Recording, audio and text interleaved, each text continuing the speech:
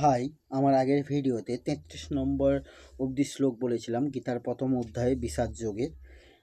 ৩৪ নম্বর শ্লোক সংস্কৃতে বলা হয়েছে, আচার্য পিতর পুত্রা চ তথা এব পিতামহা মাতুলা শ্বশুরা পুত্রা শ্যালাস্তথা সম্বন্ধিন ঘন্ত ওপি এতান হন্তুম ন ইচ্ছামি মধুসূদন তৈলোক্য রাজস্ব হেতোপি নু মহি ক্রিতে কিম।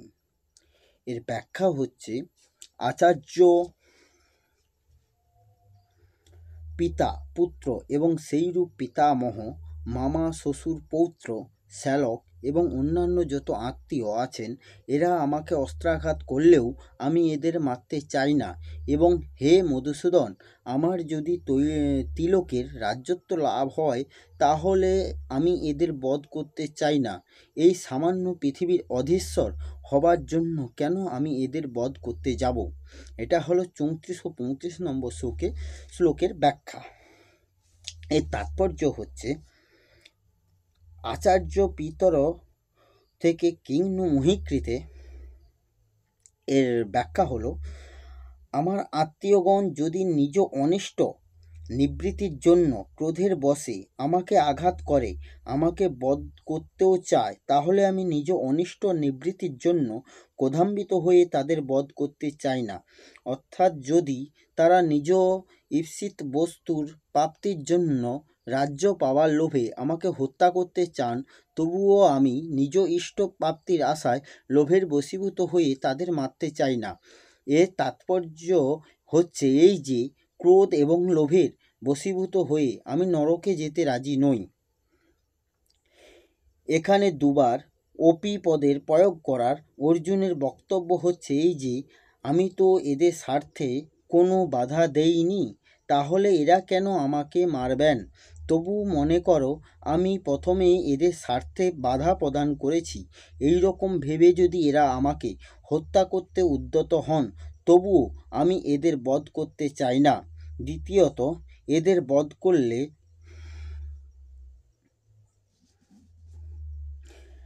আমার তিলকের অধীশ্বর হওয়ার কোনো সম্ভাবনা নেই। তবুও মনে করা যাক, যদি এরা নিহত হন তাহলে তিলকের অধীশ্বর হব, তথাপিও আমি এদের বধ করতে চাই না। মধুসূদন সম্বোধনের তাৎপর্য হল, ভগবান তো দৈত্য নিধনকারী, কিন্তু দ্রোণ আদি আচার্যগণ এবং ভীষ্মাদি পিতামহ তো দৈত্য নন যে ওদের মারতে আমি ইচ্ছুক হব। এরা তো আমার অত্যন্ত ঘনিষ্ঠ আত্মীয়। আচার্য এই আত্মীয়দের মধ্যে দ্রোণাচার্যাদির সঙ্গে আমাদের বিদ্যা এবং ভালোবাসার সম্পর্ক। সেই পূজ্য আচার্যদের আমার সেবা করা উচিত না তাদের সঙ্গে যুদ্ধ করা উচিত? আচার্যদের চরণে তো নিজের মন প্রাণ নিবেদিত করে দেওয়া উচিত, আমাদের তাই কর্তব্য।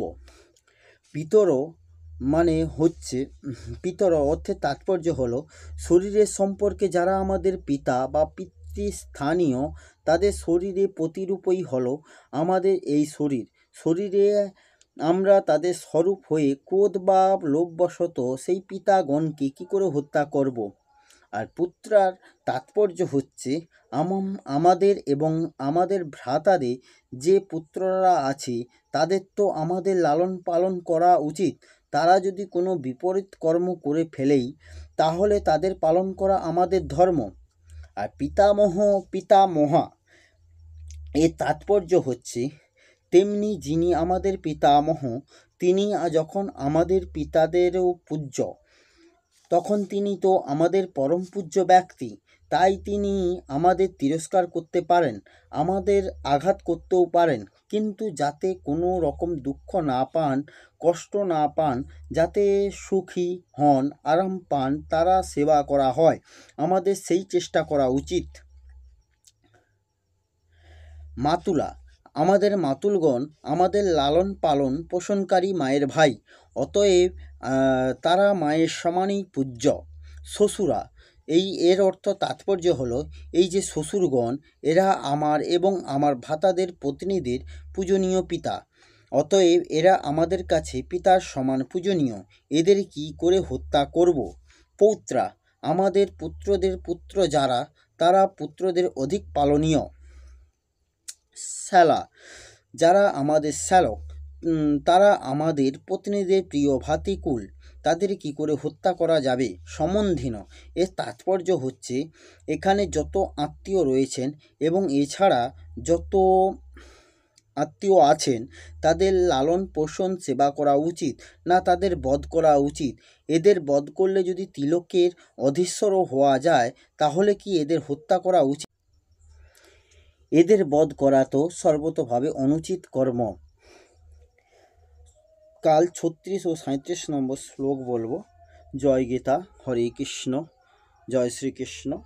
আসছি পরের ভিডিওতে।